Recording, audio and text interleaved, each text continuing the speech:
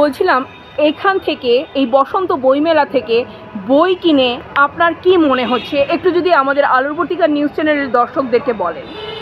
দেখুন, এই বইমেলাটা আমাদের যেটা মেন বইমেলা হয় তার থেকে সম্পূর্ণ আলাদা।